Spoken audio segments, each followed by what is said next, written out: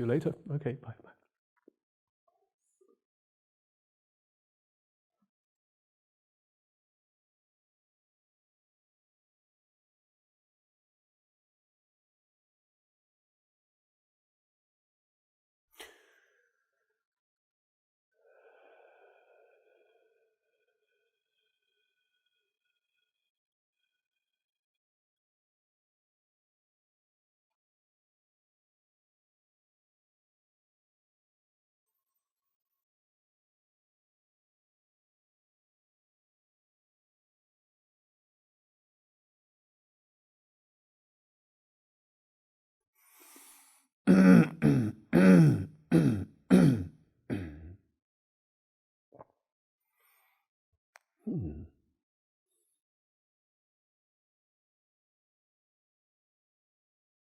Hello.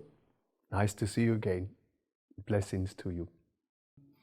As I was coming through, I was just thinking about how for so many years, humanity has been making so many adjustments to the new vibrations, as I'll put it. There's always a point where you don't have to make so many adjustments, where it actually comes to the point, well, having made those adjustments, what position does that actually put me in? And then when you stand in that particular place, you realize that what you've created is a starting point. And from that starting point, you obviously create more. So the way I see it is maybe less adjustments and more participating in living as source energy, living as God in your everyday life. A lot of people, they carry their belief systems around with them. And if you say to them, oh, do you believe in God? And a lot of people would go, yeah, I believe in God. But then if you said, do you live as God? A lot of people would sort of look at you and go, huh? What does that mean? To get the full understanding how anything works, you've actually got to have a relationship with the vibration of that belief system, whether it's your spiritual, intellectual relationship or whatever. If you only have a belief system and you only just believe, then how could you possibly evolve? So when you live what you believe, then you're engaging in a relationship with the vibration of that belief system. And that's when you get results. And so I think this is very much a time where it's good for people to look at their belief systems and to find ways of weaving that through their day-to-day life. But saying that also, I think it's also about people realizing that their belief systems have changed a lot through their life's experiences. And obviously, as you evolve through your life's experiences, you've got to change your life to fit in with what you've become. Otherwise, you're not going to be satisfied. Also, too, you got to think of the concept of we all create our reality, whatever that reality is, our thoughts, our feelings, our actions, who's in our life, you name it, we've established that. And I really believe there's only one answer to why anyone creates anything, and that answer simply is so you can decide how you're going to respond to that situation. So if you don't like your responses, it doesn't mean it's a wrong response.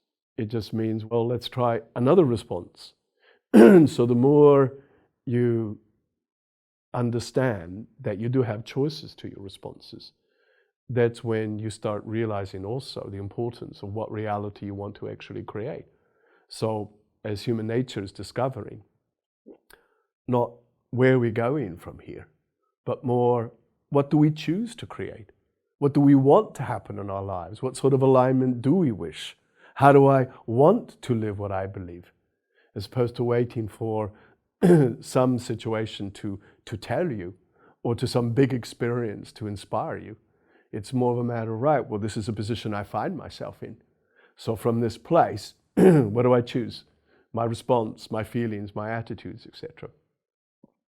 When people are being so bombarded by such constant change worldwide, it's really difficult, I suppose, to get a sense of what feels real.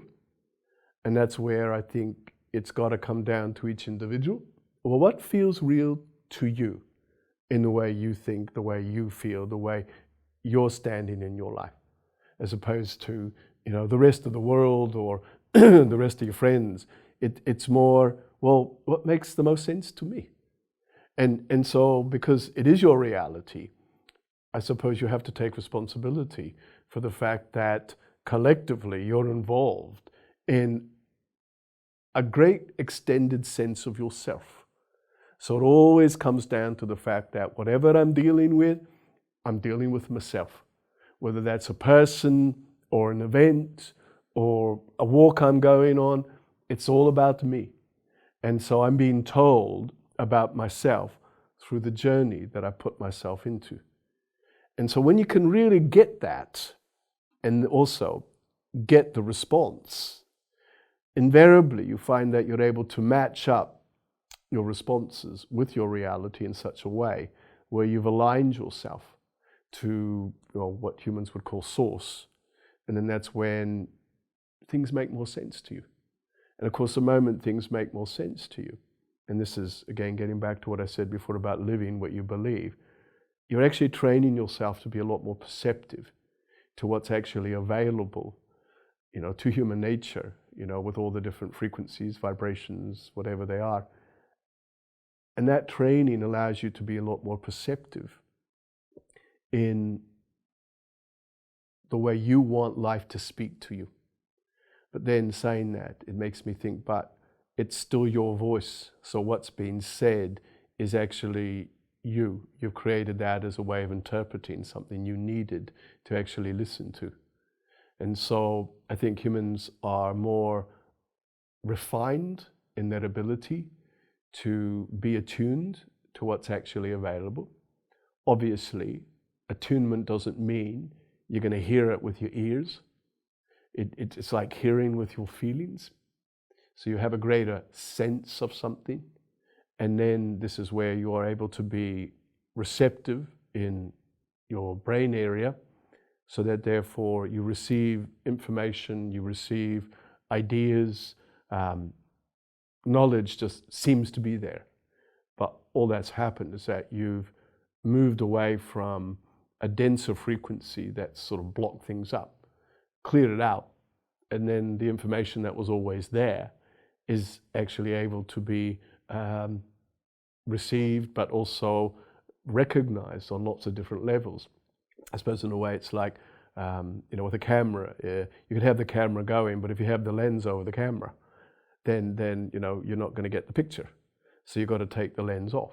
So in a sense, you could say that humans are always on all the time, but then a lot are going on with the lens on all the time. So they think that they're recording information, but in fact, when they get down to it, it's just blank. So more and more, I think people are taking those lenses off and therefore allowing, themselves to be exposed to the information that is relevant at this particular point. And then saying that, I think I should bring a point up, which is, I think people have to be aware that you don't need information that's not relevant to your cause or your circumstances or your situation. I think a lot of people spend an inordinate amount of time seeking for information that has no relevance to their circumstances because they simply want to know. I want to know more about this stuff. I want to understand everything as such. And given time, yes, that happens. You will evolve to a place where when you need it, you will get that. But if you're focusing on gathering information which has no relevance to your experience, then it's not so much a waste, but it's not going to be any use to you. It's like trying to give a cell phone to a caveman. So the technology isn't there, but neither is the evolution. And so I believe that with every individual, focus on what you feel you really need, feel you want to understand. I'm not saying don't be curious, but I'm saying when you look at a certain part of the picture that fits in with who you are now, in that part of the picture is everything that you need to utilize. And the information will be there, the visuals will be there, everything. If you're looking at a part of the picture which has nothing to do with where you are, well then there's no tools there for you. There's no actual information that's going to be useful to you. And therefore it can be distracting to you, and it can make people feel uncertain, thinking that, well, they're not evolved enough. But if you always set a pace that feeds your mind and your body and your spirit, you'll always get everything you need to know. And there's always going to be more, because that's just evolution, and that's the thing. Evolution will just keep on happening. So you can't accelerate your process. What you do is you align your process to being everything, and then you use that part of everything to do what you need to do. And then when you need to do more, you do. Simple as that.